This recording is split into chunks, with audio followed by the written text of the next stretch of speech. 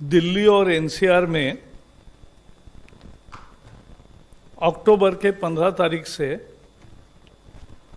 जैसे ठंड सेट होती है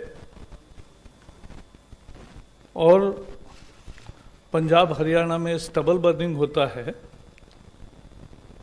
तब स्थिति प्रदूषण की बिगड़ती है। पूरे ठंड में भी स्थिति बिगड़ी हुई रहती है। उसके मीटरोलॉजिकल फैक्टर्स भी है, ज्योग्राफिकल फैक्टर्स भी है, लेकिन आज उसकी चर्चा हम नहीं कर रहे।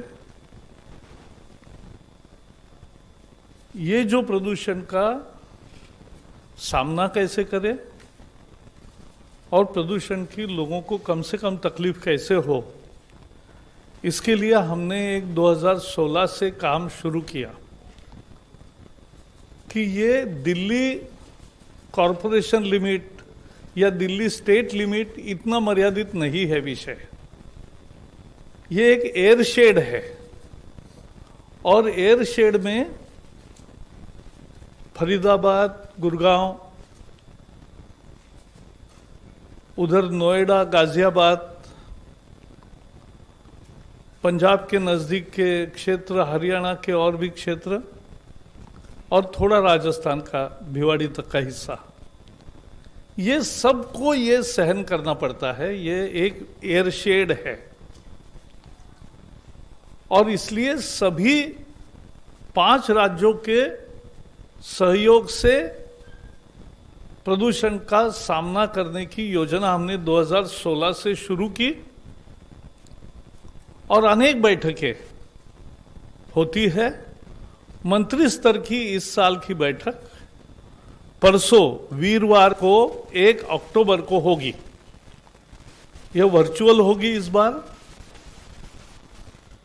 पंजाब, हरियाणा, दिल्ली, राजस्थान, उत्तर प्रदेश के पर्यावरण मंत्री, पर्यावरण सचिव, पोल्यूशन कंट्रोल बोर्ड के अध्यक्ष, संबंधित अन्य अधिकारी और राज्यों के साथ साथ जो कॉरपोरेशन सिटीज है, तो कॉरपोरेशन, डीडीए, एनडीएमसी, ऐसी एजेंसी जो है, उनके भी प्रमुख इस मीटिंग में हाजिर होंगे। हम पहले सभी एजेंसीज को एक शॉर्ट टर्म प्लान, एक मीडियम टर्म प्लान और लॉन्ग टर्म प्लान बनाने का 2016 में ही शुरुआत की है। उस प्लान के मुताबिक क्या क्या काम हुआ, उसका रिव्यू किया जाएगा। सीपीसीबी की 50 टीमें तैयार होती है और 15 अक्टूबर से वो स्पॉट्स पर जाके जहां शिकायत आती है वहां की स्थिति देखकर क्या तुरंत सुधार करने चाहिए वो बताती है। पिछले 2 साल जो उन्होंने काम किया है उसका भी रिव्यू इस मीटिंग में होगा, ताकि सभी राज्यों को और एजेंसीज को पता चले कि उनको और क्या करना है।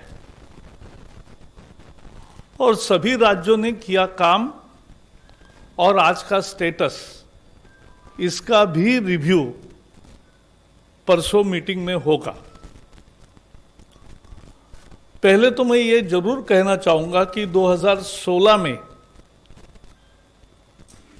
प्रधानमंत्री जी ने national air quality index launch किया। पहले तो प्रदूषण की गिनती ही एयर क्वालिटी इंडेक्स के रूप में नहीं होती थी। We believe that acceptance of a problem is the beginning of solution of a problem. प्रश्न है, ये मानना ही उत्तर की शुरुआत होती है और इसलिए ये एक अहम बैठक है और इसमें सभी राज्य और सभी एजेंसीज पार्टिसिपेट करेंगे, ये मुझे पूरा विश्वास है। ये वर्चुअल है, इसलिए सभी लोग अपने अपने स्थान से जुड़ेंगे लेकिन चर्चा खुली होगी। 11 बजे से 1 बजे तक बैठक चलेगी, थोड़ा ज्यादा भी चलेगी तो भी चलेगा। अभी तक इस साल कैबिनेट सेक्रेटरी ने अध्यक्षता में, उनके अध्यक्षता में एक बैठक हुई सभी प्रमुख अधिकारियों की। प्रिंसिपल सेक्रेटरी है, उनके अध्यक्षता में एक बैठक हुई। एडवाइजर टू पीएम जो है सिन्हा साहब, पीके सिन्हा साहब, उनके अध्यक्षता में एक बैठक हुई। पर्यावरण सचिवों के, हमारे जो पर्यावरण सचिव है, उन्होंने 2 बैठकें की और सीपीसीबी ने, पोल्यूशन कंट्रोल बोर्ड ने 4 बैठकें की। तो सभी राज्यों से लगातार संवाद बदस्तूर जारी है और सबको मालूम है कि क्या करना है और उसके लिए क्या किया जा सकता है। इसमें केंद्र सरकार ने पिछले सालों में जो पहल की, उसके बड़े प्रमुख मुद्दे में केवल गिनाऊंगा कि पोल्यूशन कम करने के लिए बदरपुर पावर प्लांट बंद किया। इस एनसीआर में जो बाकी पावर प्लांट इंपैक्ट करते हैं, ऐसा सोनीपत का पावर प्लांट भी बंद हुआ, फेज आउट हुआ। पेरिफेरल एक्सप्रेसवे जिसका काम 15 साल से नहीं हुआ था, वो काम पूरा किया मोदी सरकार ने और उसके कारण 60,000 ट्रक, जिनका दिल्ली में कुछ भी काम नहीं होता था, दिल्ली से वो दूसरे राज्यों में गुजरते थे और पोल्यूट करते थे दिल्ली को, अब उनका दिल्ली में आना बंद हो गया है। BS6 अब वाहन भी आ गए हैं और पिछले साल से ही तेल मिल रहा है BS6 ग्रेड का, इसलिए भी व्हीकलर पोल्यूशन में कमी आई है। हमने वेस्ट मैनेजमेंट रूल्स तैयार किए हैं 2016 में, उसमें पहली दफा construction and demolition waste management rule लाया। ये जो धूल उड़ती है भवन निर्माण में, भवन तोड़ने में, ये धूल का प्रतिबंध कैसे करें, किस तरह से काम हो, पर्दे लगाकर और पानी मारकर ही कैसे वाहन होगी धूल की, और राडा रोड़ा जो होता है वो फैक्ट्रीज में जाएगा और जिससे साइड फर्नीचर रोड का बनेगा, टाइल्स वगैरह। और ऐसे 3 फैक्ट्रियां दिल्ली में चल रही है। हमने इलेक्ट्रिकल वाहनों को पुश किया, सब्सिडी दी। आज 3 लाख से अधिक वाहन देश भर में इलेक्ट्रिकल के आ गए, उसमें दिल्ली में बहुत ज़्यादा मात्रा में है। ई रिक्शा भी आई है और 2 व्हीलर भी, इलेक्ट्रिकल 2 व्हीलर आए हैं, उससे भी प्रदूषण को रोकने में मदद होती है। 3000 ईंट भट्टों का झिगझैग टेक्नोलॉजी से एक काम ऐसा किया है कि उसके कारण ईंट भट्टों का प्रदूषण में कमी आई है। 3000 उद्योगों को पाइप्ड नेचुरल गैस दिया जा रहा है, जिसके कारण प्रदूषण में कमी आई है। जो स्वीपिंग के लिए या हाउसिंग मिनिस्ट्री है, उन्होंने नगर निगमों को इन क्षेत्रों में 400 करोड़ से अधिक की योजना मंजूर की है कि जिसके द्वारा और अधिक स्वीपर्स लगेंगे और धूल का निपटारा होगा। पावर और सीमेंट के लिए नॉर्म्स को रिवाइज किया। गाजीपुर और अन्य क्षेत्रों में बायो माइनिंग लीगेसी वेस्ट जो है उसका शुरू किया। 3000 से ज़्यादा उद्योग जो पोल्यूशन करते हैं देश भर में, उनका 24 घंटे मॉनिटरिंग होता है। तो एनसीआर के रीजन के भी सभी उद्योगों का उसमें मॉनिटरिंग होता है। सभी पेट्रोल पंप पे वेपर रिकवरी सिस्टम तैयार की है, जो पूरे एनसीआर रीजन में लागू है और सब जगह हो गया है।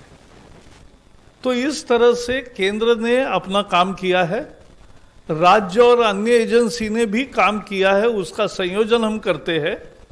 और इस मीटिंग में सभी राज्य और एजेंसियां अपना अपना किया हुआ काम बताएंगे और हम भी उनको और क्या करने की जरूरत है ये बताएंगे। ये एक बहुत सराहनीय और अच्छा कदम है, पॉजिटिव है, और इसलिए इसमें बिना राजनीति के हम प्रदूषण की लोगों को राहत देने की पूरा प्रयास करेंगे। इतना ही मुझे कहना है। स्टबल बर्निंग के लिए ICRA एग्रीकल्चर रिसर्च का जो अनेक उपक्रम है, उनके भी ट्रायल्स और टेस्टिंग ये अलग अलग क्षेत्रों में होंगे। तो मुझे पूरा यकीन है कि जल्दी ही उसका कोई अच्छा उपाय मिलेगा जिससे कि ये संकट खत्म होगा। लेकिन हमें समझना चाहिए पोल्यूशन 2-3 महीने रहता है। वही दिल्ली के लिए, क्योंकि उसकी एक ज्योग्राफी भी है, लेकिन वो आज मैं नहीं बताऊंगा, आप CPCB के अधिकारियों से बात करके उसको ले सकते हैं। मुझे इतना ही कहना है। सर थोड़ा क्वेश्चन लेना sir. Friends, I think now house is open for the questions. Any questions on this, please? किसी को सवाल नहीं है। बहुत बहुत धन्यवाद। Thank you very much, sir. Thank you, friends.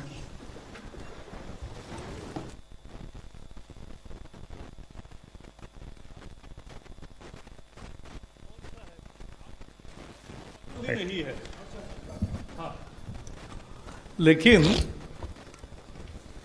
पहला तो आपके पर्यावरण से ही पूछ लेता हूं। 2 सवाल है छोटे छोटे। हाँ, बताइए। एक तो कि जिस तरह की आपने तैयारियां की है, समीक्षा बैठक कर, कहा यहाँ इधर सर, दिस साइड।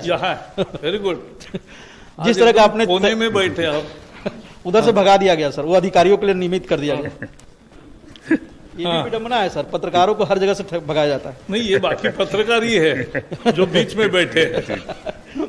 सर एक सवाल है कि आपने जो तैयारी की है, समीक्षा बैठक लगातार कर रहे हैं, इससे लग रहा है कि इस साल पिछले साल की तरह पॉल्यूशन से ग्रसित पीड़ित यहाँ के लोग नहीं होंगे, जो आपकी तैयारी है? और इसमें क्या आपको लग रहा है कि राज्य सरकार का सहयोग मिलेगा, जो आरोप प्रत्यारोप लगते रहे? देखो, हर एक एक्शन का एक अच्छा परिणाम होता है।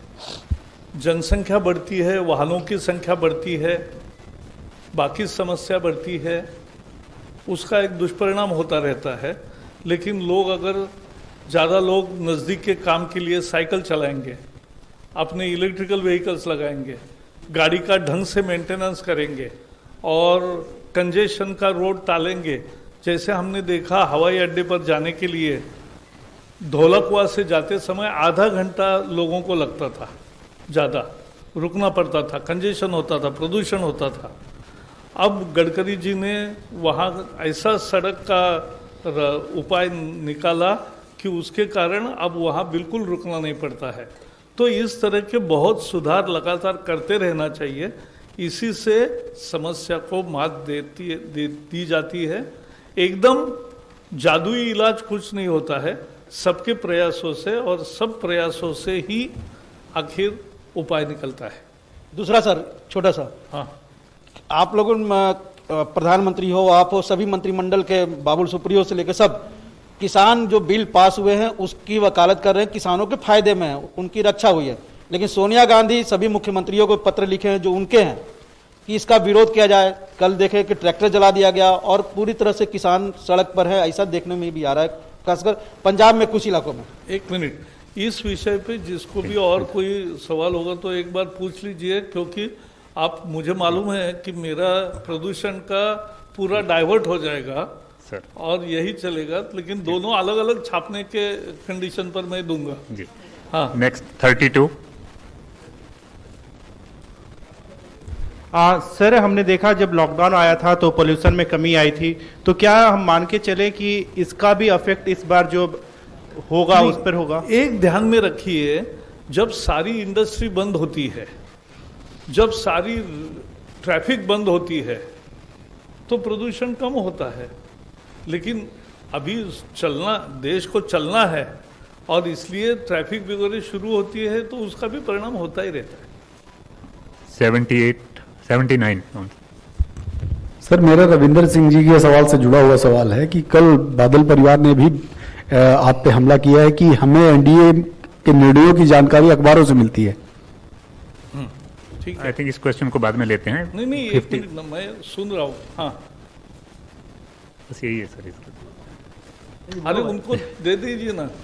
50 हाँ। या सर, आज राहुल गांधी ने भी किसानों से जो बिल आप लोगों ने पास किया है, कानून बन गया फार्म बिल, उसको लेकर बात की। उन्होंने कहा कि इस कानून का विरोध करना जरूरी है और बीजेपी वाले तो अंग्रेजों के साथ खड़े थे आज़ादी की जब लड़ाई चल रही थी तो, और साथ ही साथ कांग्रेस के एक सांसद है सुप्रीम कोर्ट तक पहुंच गए इस कानून के खिलाफ।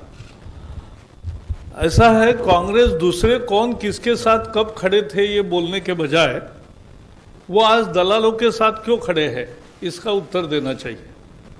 और कल एपीएमसी शुरू हो गई, एमएसपी ऑलरेडी घोषित है, एमएसपी के दरों पर तुरंत खरीद भी ताबड़तोड़ शुरू हो गई, किसान अपना माल बेच रहे हैं, पैडी धान। तो ये और सभी, मुझे पूरा विश्वास है कि सभी हर बार जो मंडी में जाकर एपीएमसी में माल बेचते हैं वो पंजाब हरियाणा के सभी किसान माल बेचेंगे और उनकी खरीद होगी। यही गारंटी मुझे लगता है। कभी कभी शब्दों से ज्यादा एक्शन बोलती है, तो ये एक्शन ज्यादा प्रभावी है, ऐसा मुझे मेरा विचार है। Last question 35। हेलो।